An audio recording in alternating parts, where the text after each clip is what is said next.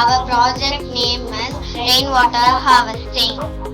Rainwater harvesting is the process of collecting and storing of rain rather than allowing it to run off. Water is needed for every living being. There are many sources of water: rainwater, groundwater, and surface water. Rainwater is the main source of water. The bottom layer of this pot is sand, and the middle layer of this is the pebbles, and the top layer is a stone. And this is for filtering process. Thank you. Thank you.